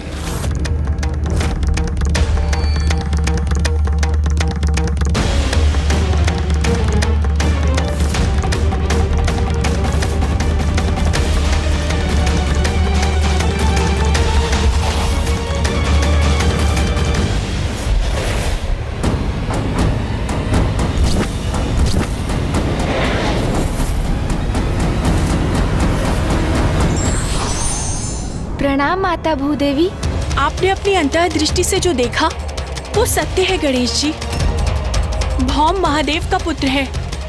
अब आपको ही कुछ करना होगा, अन्यथा महादेव के 2 पुत्रों में महायुद्ध छिड़ जाएगा, घोर अनर्थ हो जाएगा। मैं तुम्हें पर्याप्त चेतावनी दे चुका हूँ भौम, किंतु अब मैं सृष्टि को तुम्हारी उग्र ऊर्जा के प्रकोप से रक्षित करूंगा। तुम्हारा ये अहंकार, ये विश्वास कि तुम मुझे पराजित कर सकते हो, हास्यास्पद है। तुम रोकोगे मुझे। तुम्हें कदाचित तनिक भी भान नहीं कि मैं कौन हूं। अब मैं अपने वार से तुम्हें उचित परिचय दूंगा। संभाल सको तो संभालो मेरा वार।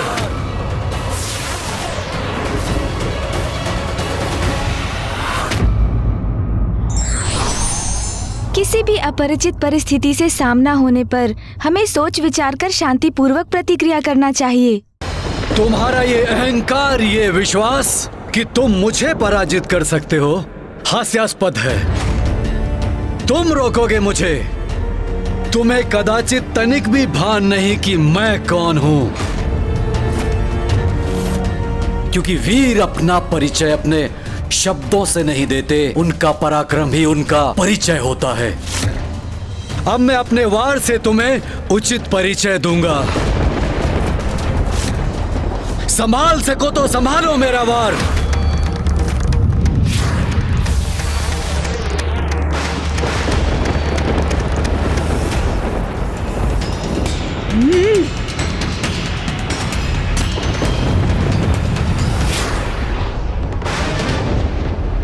नहीं गणेश, हमारे इस युद्ध में प्रथम बार तुम नहीं करोगे। तुमसे पूर्व मैं तुम पर आक्रमण करूंगा।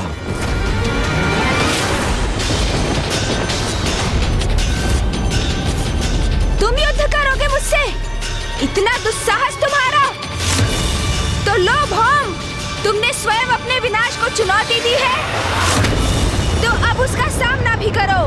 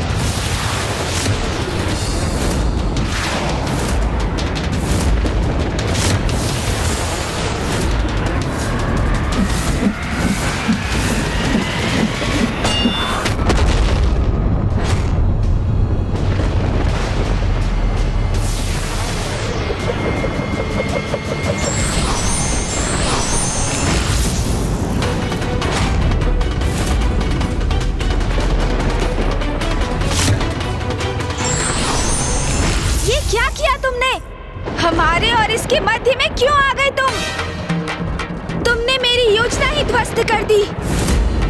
अन्यथा मैं अब तक इस अहंकारी भौम का अंत कर चुका होता। तुम्हें ज्ञात नहीं तुम ये क्या करने जा रहे थे? मैंने तुम्हें समझाया था ना, अपने क्रोध पर नियंत्रण रखना। कैसे रखूं अपने क्रोध पर नियंत्रण, जब मेरे क्रोध का स्रोत ये भौम मेरे समक्ष है? इसे नष्ट कर मैं अपने क्रोध को सदैव के लिए समूल मिटा देना चाहता हूँ। यदि कोई क्रोधित है इसलिए उसका नाश कर दो, ये उचित तो नहीं और भौम के क्रोधित होने का एक कारण है जो मुझे ज्ञात हो गया है और तुम्हें भी ज्ञात करना चाहिए। तब तुम उसके क्रोध के मूल कारण को समझोगे। नहीं समझना, मुझे कुछ नहीं समझना। इस भौम को उचित पाठ सिखाने से अब मुझे कोई नहीं रोक सकता। गणेश, तुम अपने स्वभाव के अनुरूप व्यवहार नहीं कर रहे हो।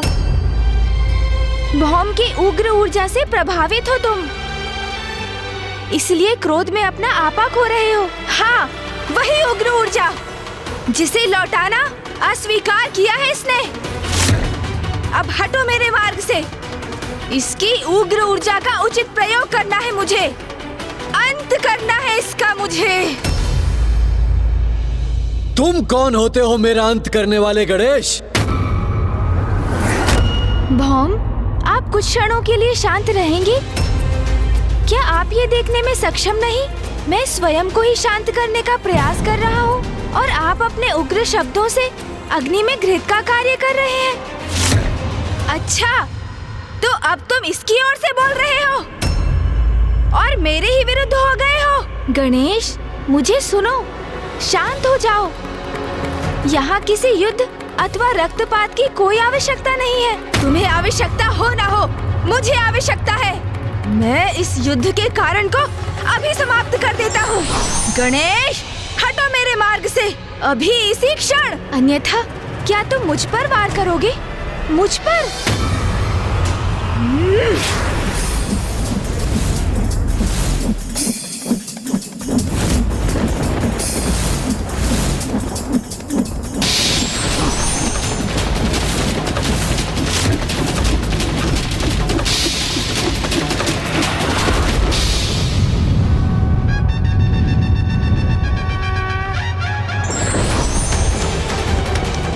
यदि भैया यहाँ होते तो तुम्हें मुझ पर वार करने के लिए बहुत कठोर दंड देते। कैलाश लौटने पर उन्हें अवश्य बताऊंगा मैं, फिर देखना। भैया यहाँ होते तो दंडित तुम होते। इस अहंकारी रक्तवर्णी युवक की रक्षा करने और मेरे विरुद्ध जाने के लिए। और उन्हें तो तुम कुछ तब कह सकोगे जब मैं कहने दूंगा तुम्हें। अब मैं सर्वप्रथम तुम्हें बांधूंगा, फिर इस भौम का भी उचित उपचार करूंगा।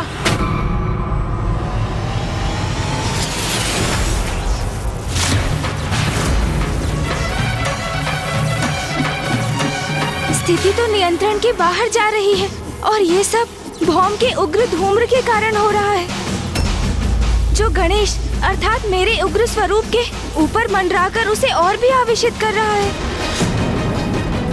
उसको इस धूम्र के प्रभाव से रिक्त करना होगा मुझे, और तब मैं उसे भौम का वास्तविक परिचय दूंगा। किंतु ये तभी संभव हो पाएगा जब मैं भौम को किसी प्रकार शांत कर उनके प्रभाव को रोक सकूं।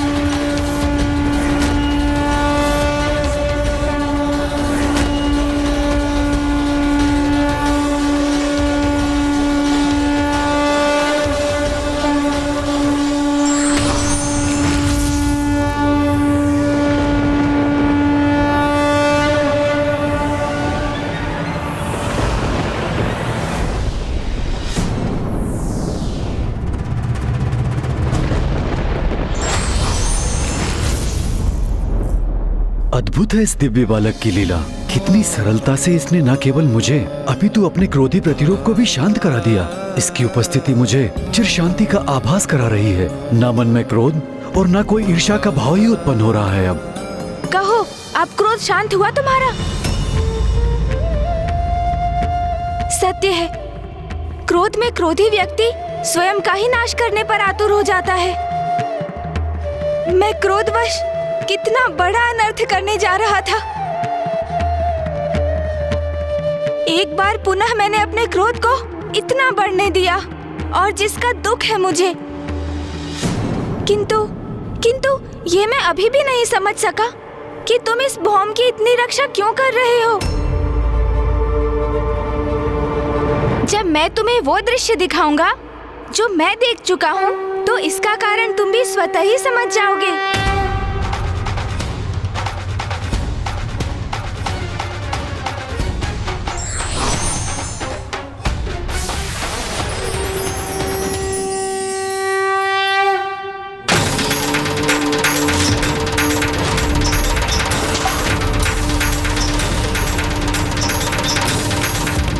मैं पृथ्वी हूँ, मेरी अपनी कोई संतान नहीं।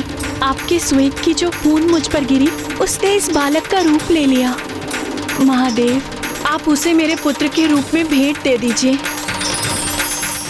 आज से तुम्हारा पुत्र कहलाएगा और तुम्हारे नाम से जुड़कर इसका नाम होगा भौम भौम।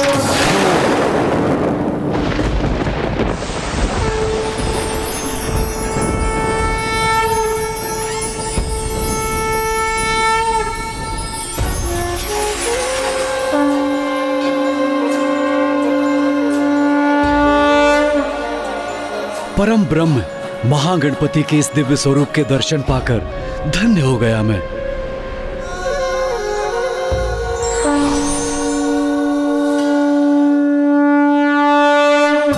प्रणाम गणेश जी।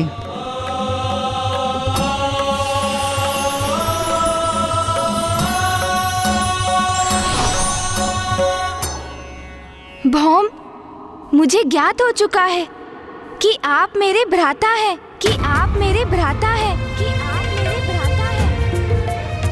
भ्राता?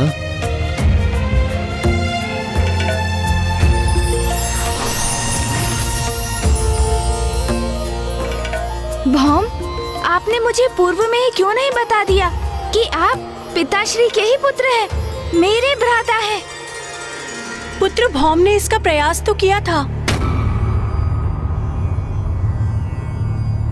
जब पुत्र भौम को ज्ञात हुआ कि उसके पिता और कोई नहीं स्वयं महादेव हैं, तो वो उनसे भेंट करने कैलाश गया था। आप कैलाश आए थे? किंतु कब? आपके जन्म दिवस पर, जब कैलाश में आपका जन्मोत्सव मनाया जा रहा था, तब मैंने कैलाश में प्रवेश करने का प्रयास किया था, किंतु महादेव के 2 गणों ने मुझे वहां प्रवेश द्वार पर ही रोक दिया। मेरा बहुत अपमान किया और मुझे वापस लौटने को कहा। उसी दिवस से भौम इस आशा में तपस्या कर रहा है कि महादेव उससे प्रसन्न होंगे, उससे दर्शन देंगे और अपने पुत्र के रूप में स्वीकार करेंगे। आपको कैलाश से अपमानित होकर लौटना पड़ा। ओह, तभी आपको मुझसे इतनी ईर्ष्या, इतना द्वेष है, और इसलिए मुझे आपकी ये उग्र ऊर्जा निरंतर प्रभावित कर रही है, क्योंकि आपकी उग्रता का लक्ष्य तो मैं ही हूँ ना।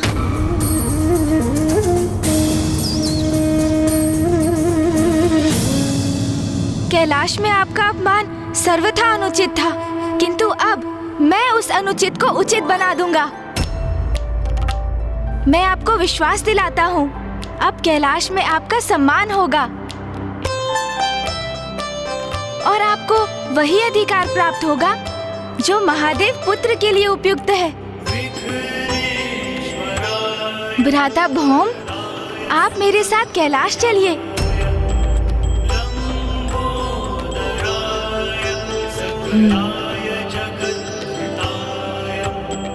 गणेश जी, मैं आपके साथ सहर्ष कैलाश चलूंगा, किंतु मेरा एक अनुरोध है। माँ भी हमारे साथ चलेंगी। नहीं पुत्र, अपने पिता से भेंट करने के लिए ये यात्रा तुम्हें ही करनी होगी। मेरी किसी भी यात्रा का आरंभ और अंत आपके बिना कैसे संभव है माँ? यदि आप नहीं चलेंगी तो मैं भी नहीं जाऊंगा। भ्राता भौम कदाचित उचित कह रहे हैं, आपको भी साथ आना ही होगा माता। उचित है पुत्र, मैं भी चलूंगी। चलिए मूषक जी, हम भी कैलाश जाकर भ्राता भौम के स्वागत की तैयारी करते हैं।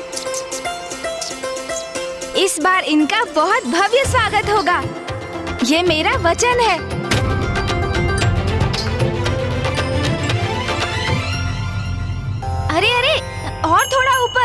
जिससे दूर से भी ये सजावट स्पष्ट दिखाई दे। हाँ, अब उत्तम है। बहुत सुंदर प्रतीत हो रहा है अब। पुत्र गणेश,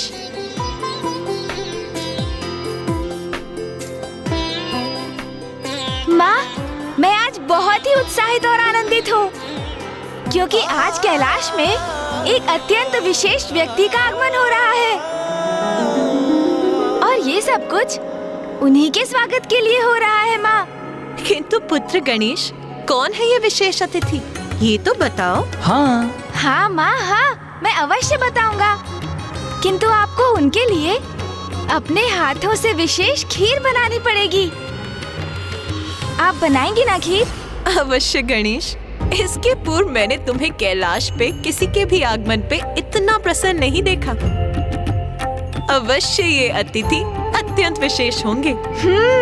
अपने पुत्र के इन विशेष अतिथि के लिए मैं खीर अवश्य बनाऊंगी।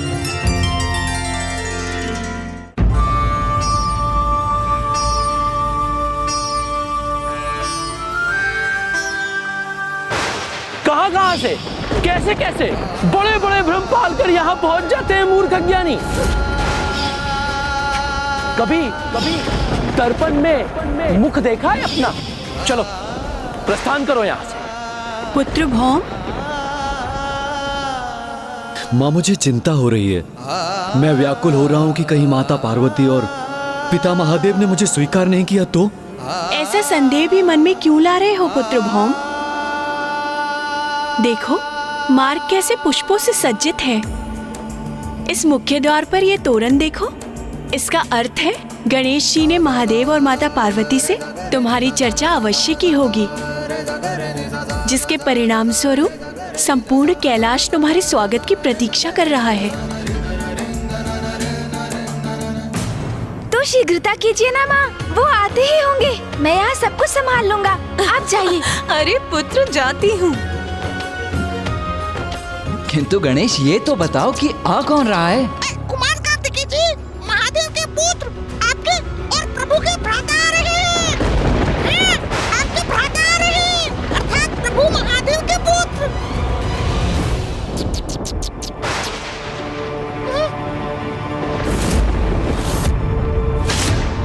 हमारा भ्राता?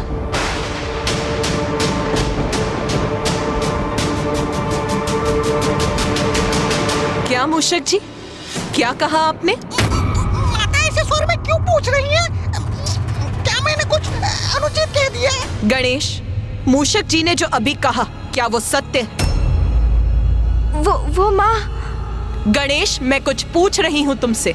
जो मूषक जी ने अभी कहा, क्या वो सत्य है?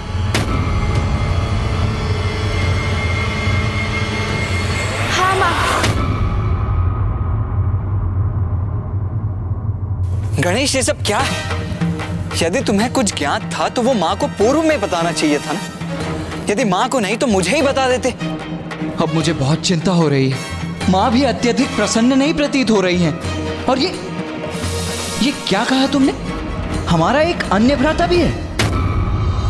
ये तुम क्या अनर्गल बातें कर रहे हो गणेश? मेरा केवल एक ही अनुज है और वो तुम हो। मेरा कोई दूसरा अन्य भ्राता हो ही नहीं सकता, कदापि नहीं।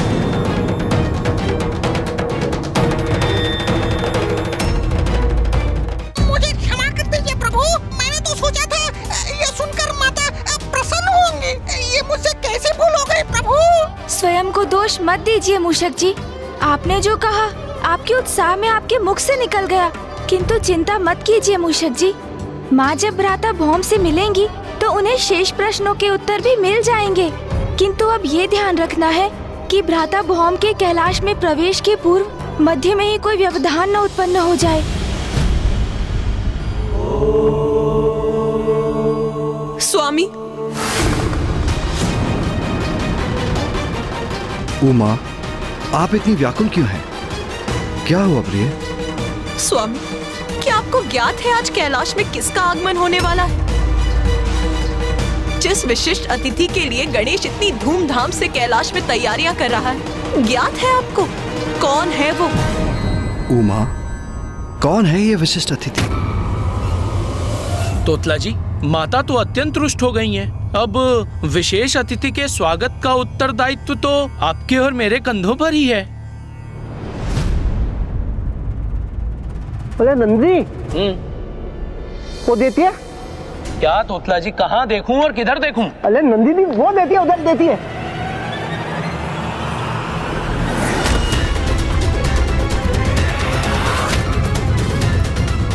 मैं भोम महादेव पुत्र हूँ, उनसे भेंट करने आया हूँ। ये तो वही है जो गणेश जी के जन्म दिवस पर आया था। और आज जब कैलाश विशेष अतिथि के आने की तैयारी कर रहा है तो यह यहाँ पुनः कोई नया व्यवधान डालने आ गया। ये दोनों तो वही गण हैं जिन्होंने मेरा अपमान किया था। नाम के आगे भी कोई परिचय है तुम्हारा? कैलाश जैसे पवित्र स्थान पर असत्य को सत्य कहने की धृष्टता करते हुए लज्जा नहीं आती तुम्हें? तुम यहाँ से जाते हो, अन्यथा मैं तुम्हें यहाँ से जाने के लिए विवश करूं।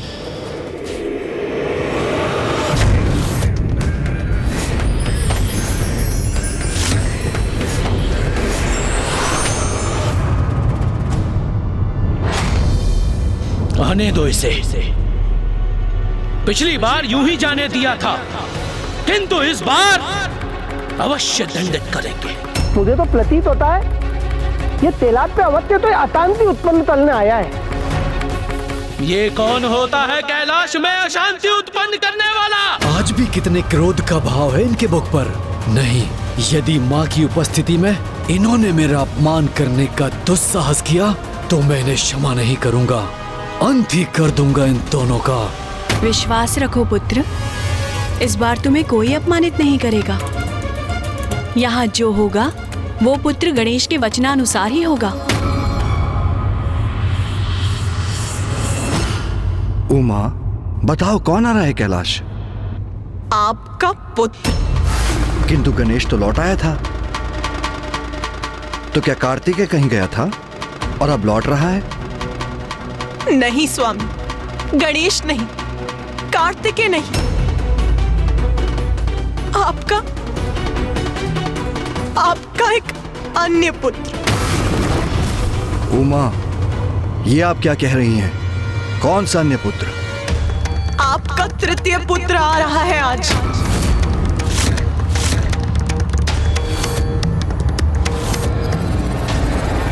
मेरा तृतीय पुत्र? कौन सा तृतीय पुत्र? रुको, रुको, रुको। अगर तुमने एक कदम और आगे बढ़ाया तो मैं तुम्हारी हड्डियां तोड़ दूंगा।